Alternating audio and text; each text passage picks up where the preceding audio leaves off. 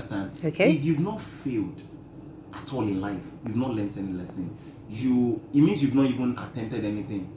Chances are that when you attempt things, when you dare to do something new, dare to do things, you will encounter failure. It's part of life.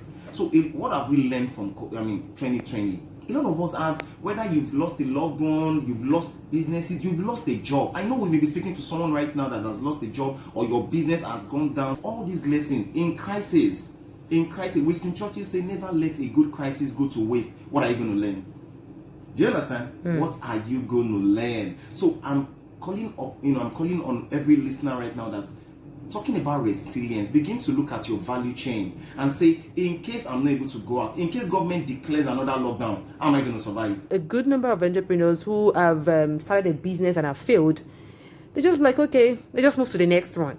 Currently in project management, I've sunk not less than 10 years in it. And I'm glad that I found my stay. Has there not been challenges? Definitely there's been challenges. Do you understand what I'm trying to say? But the thing is, I'm learning better way of doing it. Do you know that I'm thankful to COVID-19 right now? Guess what? Why some people are regretting and cursing COVID-19? I'm thankful to COVID-19 because guess what? I have trained more persons outside the country now than I've ever trained in the past.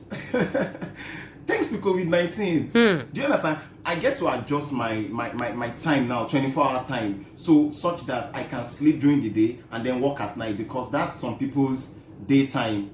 So I'm getting to interact with people outside the shores of Nigeria, people 9 hours ahead of us, people 6 hours behind us. So I'm the one getting to adjust my own time. So is it not, do you understand? I'm doing the same training and I'm even earning more. I'm doing less of. So the thing is, some person's businesses right now are suffering because they feel like COVID-19 has come to disrupt us. But how are you going to adjust? So Boy Scout will say, be prepared. But guess what Tunji Banwo is telling you? I'm telling you right now that live prepared.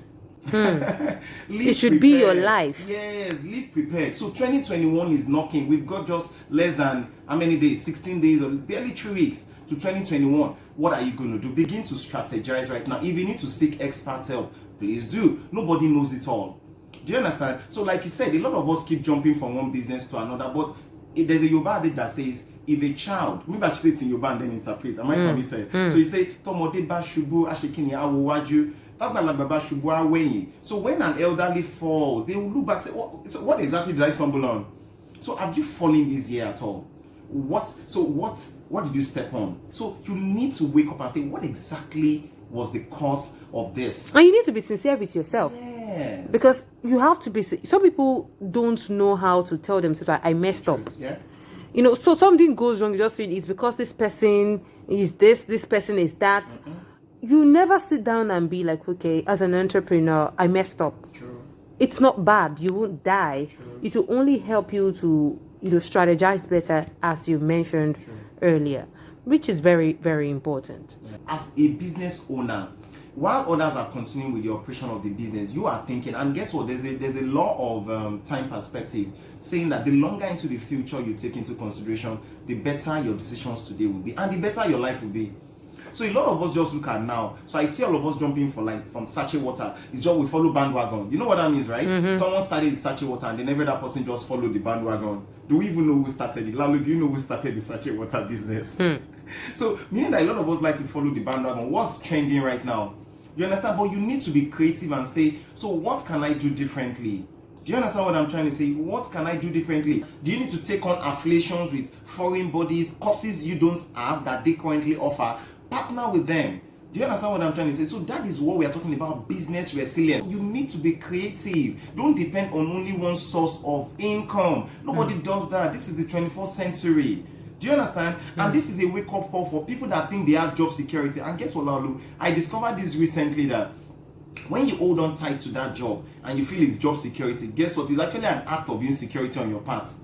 It's people that feel insecure. It's like, maybe you should take it to relationship. Someone say, if you love that person, then let the person like a bird, let him fly, let him go. If he loves you, if he was meant to be, the person will come back. I don't know if you've heard that saying before. The same thing with a job, meaning that don't depend on that job alone. Start having an exit plan. It's part of being resilient. So if they tell you today, it's time to go, what will you do?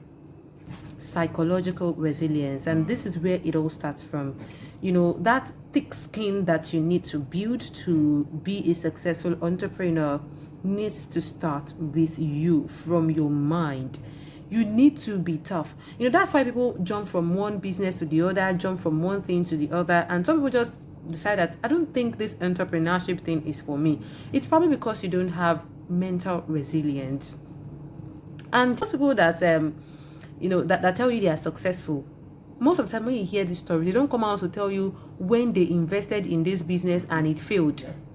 When they did this and it failed and it didn't work out. They are not going to tell you some of these things, but they have had to climb stairs like that to deal with things like that. So in your mind, you need to be strong, because if you don't get it mentally, if you're not mentally fit, you will break down.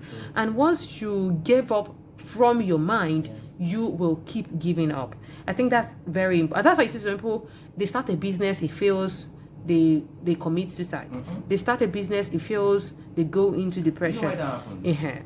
It's called the loss of hope syndrome. When you don't see of that problem, usually it's not the enormity of the problem that makes a lot of people just give up. Do you understand? It's the loss of hope syndrome, meaning they just don't see a way out and they feel it's time to end it. Do you understand what I'm saying? Right now, I know someone may be people are going through a lot. You get the point I'm trying to make. Lalo, I'm sure that in your venturing, in all your working life, you've lost money. You've tried to dabble into things, you've lost money. But guess what the Nigerian billionaire said? He said, I'm a billionaire today because I've lost millions. Do you want to be a millionaire? Be ready to lose thousands. Are you ready to be a thousandaire? Be ready to lose hundreds. Wow. If you don't want to lose anything, then just be where you are.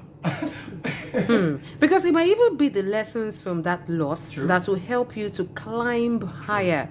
Maybe in the same business or in some other business. And whether a business is right or wrong, there's always going to be a challenge. Everyone is now diversifying into the same thing. You took it right out of my notes. Everybody wants to diversify into agriculture now. That means competition in agriculture will increase.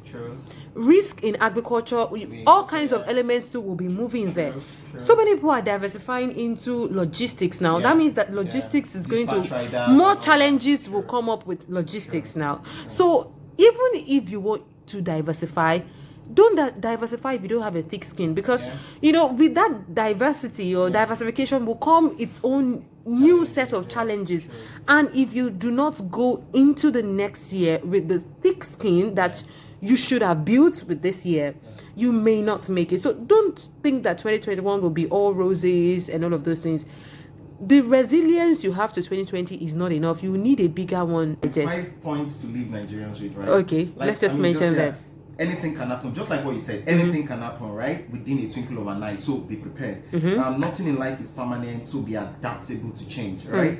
Diversify your business. Learn from groups that have diversified into so many aspects of life, especially food, clothing, shelter. And then number 4, always perform is scenario-based planning. What if my business fails? What will I do now? What if I lose this job? What will happen? What if I invest in this and I lose it? What if this person leaves my business? I know companies where an employee left and the whole business just died. All right. So you should have a plan B. Plan B. Plan B is actually not just a second plan, but a backup plan. That B is for what? Backup plan. So you can have more than one backup plan. That's what it means. And then number 5 is hope for the best, but prepare for the worst. Thank you very much. Is that those points are they from your book? Yeah, some of them are called from the book. And I just put in few notes because of Principles of Effective Project Management. Thank you very much, Joseph Adetunji Banwo, for your time on Business Digest today. And I have to go. As always, my Laoluwa Awe, the news lady, and I say don't let anyone or anything stop you from having an amazing day.